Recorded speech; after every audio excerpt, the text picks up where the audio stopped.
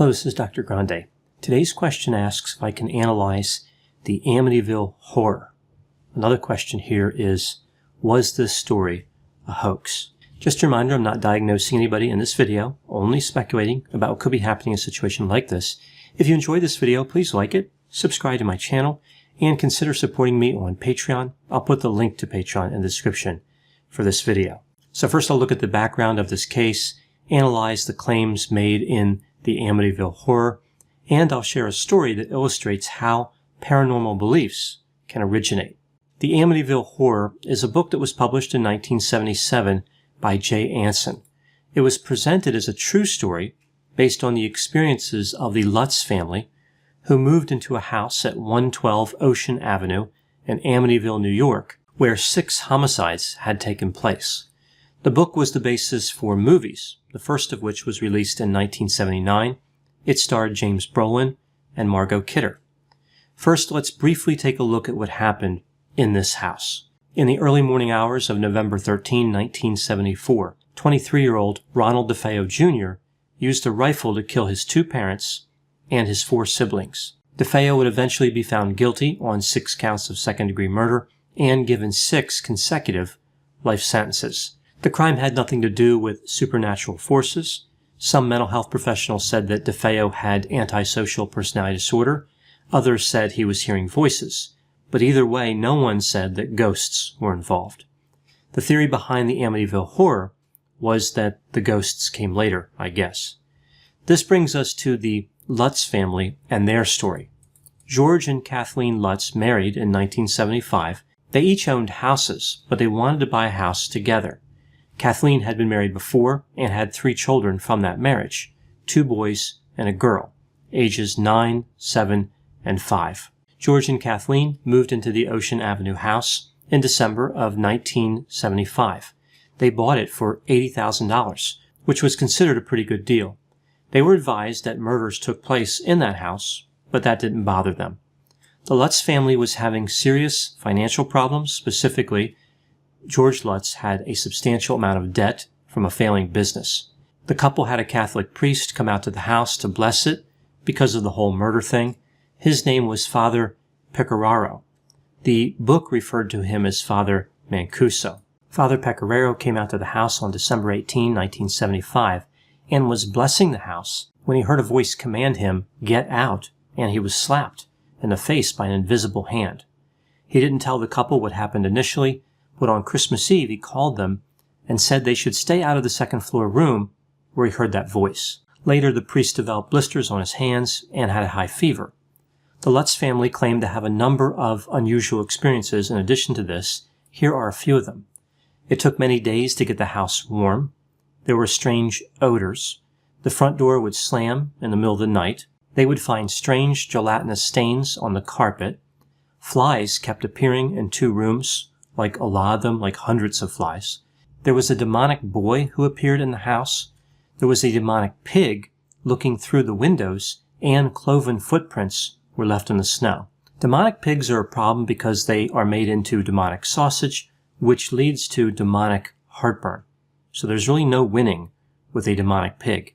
This is really just one more reason to look for the made from non-demonic pigs label on sausage. Many people don't think to look for that. George claimed that he saw Kathleen transform into an old woman, like not over time, but rapidly.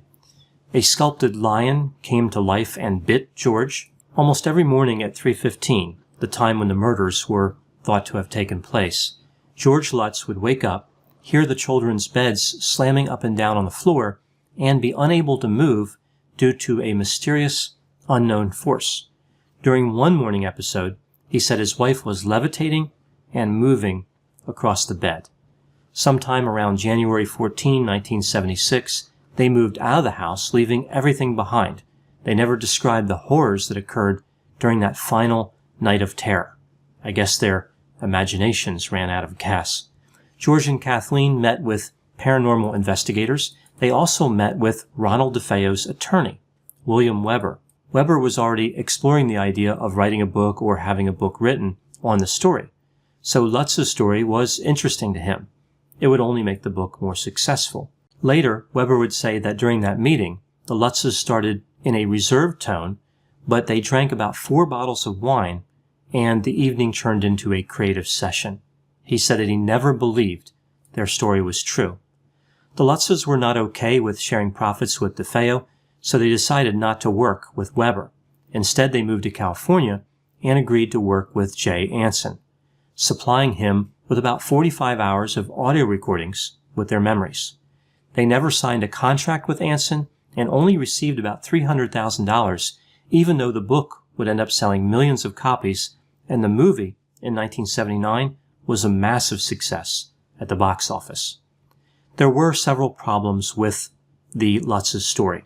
Let's take a look at a few of the problems. The priest said he had never been out to the house. He only talked on the phone with George and Kathleen, but other reports say that he did actually visit the house.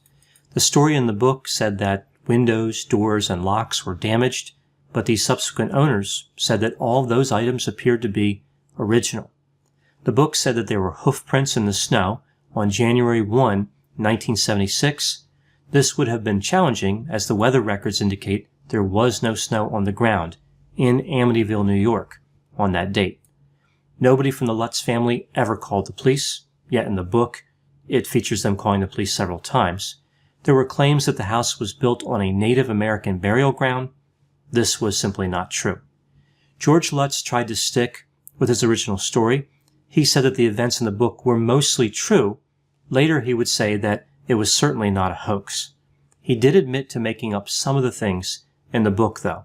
For example, there was never any green slime. George and Kathleen divorced in 1988. Kathleen died in 2004 from emphysema. George would die in 2006 from heart disease. One of Kathleen's sons said the hauntings were real, but George also greatly exaggerated them for profit. Another son also agreed the hauntings were real. Subsequent owners of the home have reported no paranormal problems. So with all this in mind, was the Amityville Horror a hoax? I think it was. It was most likely perpetrated for money. This leads to the question, why do people believe in stories like this? It seems fairly clear this was a hoax, and one that was perpetrated quite easily. Many people were eager to believe in this fantastical story, which of course was presented without any supporting evidence and a substantial amount of contradictory evidence. Well, there were a few things that initially bolstered the credibility of George and Kathleen Lutz. They did not have any connection to DeFeo. They simply selected that house because they liked it. It didn't appear to be any type of conspiracy. What are the chances that a couple who would fabricate a story like this would just happen to move into a house where murders occurred? Also, they moved out after 28 days and left all their stuff behind. Many people struggle to believe they would do that if nothing had happened. Their financial problems weren't widely advertised. If they were, it would have provoked a more skeptical reaction. And, sadly, people often believe what they see in books and movies. Those types of media contribute to the credibility of these types of stories, which seems kind of ridiculous. If somebody said something was true, people wouldn't believe them, but if they wrote it down, all of a sudden it must be true. In general, belief in the paranormal starts young, and of course some paranormal activity could be real. There's no way to prove or disprove it. Now, children tend to be more gullible than adults. The research is clear on this. Interestingly, skepticism starts to form when children reach the age of 7 or 8, so children may not be as gullible as people would initially think. But here's the problem. The type of skepticism that starts to develop early is based on the ability to detect when a statement is made in one's self-interest. So if a child encounters an adult, and that adult wants the child to believe something that would help the adult, the child may be skeptical. If that statement is unrelated to self-interest, there will be less skepticism. Initially, especially for children, it's hard to detect the self-interest component in the story of George and Kathleen Lutz. If anything, it seems like their story is frightening. Who would want that to happen to them? Why would somebody make that up? Combine this with the fact that many children are scared of the dark and afraid of creatures lurking about and things like that. This story taps into a real fear for children. Once a belief in a story like the Amityville Horror solidifies, that child will grow up into an adult and probably not challenge that narrative. Many of the people who believe that the Amityville Horror was real were children when the different media products were released. I want to describe how belief in these fantastical stories can form under relatively normal circumstances. And I think a story from my own childhood illustrates this pretty well. So I'll wrap up this video with that story. When I was young, I used to visit my grandparents in Scranton, Pennsylvania every summer. They had lived there for a long time. They knew everybody in the local community and talked with them often. There weren't many people moving in and out of that community. When I was about 7 years old, so this would be around 1979, my grandmother told me this story about one of the neighbors. This neighbor had a 2-story house and there was a television upstairs. One day when she was cleaning, she heard the television was on. So she went upstairs and turned it off. She went back downstairs, but heard it on again. So she went up to turn it off, and she noticed that it was not plugged in. The television show that was airing was The Price is Right with Bob Barker. The neighbor believed that because the TV was on with no apparent power source and turned on by itself, that a demon must have possessed the television set. Now, at 7 years old, I found the story to be scary, but more like a fiction story would be frightening. But when I would tell various friends, they would instantly believe it. Years later, maybe when I was around 13 or 14, I spoke with another kid around my age who was the grandson of that neighbor who had this incident with the television. He used to visit his grandparents, much like I visited mine, although I really didn't see him too often. There weren't many times when our trips would intersect, when we were both there in Scranton at the same time. Either way, we started talking one day and realized that we both heard the same story about this mysterious television set. So I asked him to ask his grandmother her thoughts on that story, and he did. She told him that she initially believed that demons had possessed the television, but then a few months later, after she had told everybody the story, she noticed that one of her cats turned the television on by himself. It was just a button, so the cat could push it and turn the TV on, but he couldn't turn the TV off. She used to keep an iron on top of the television, and of course, because an iron gets hot, she would unplug that when she was done using it. So she realized that the plug that she saw on the floor that was not plugged in actually belonged to the iron and not the television set. She never actually looked at the electrical outlet to see if anything was plugged in. So it's an understandable mistake. So as it turns out, the cat turned on the TV and the TV was plugged in the whole time. That really explains everything that happened.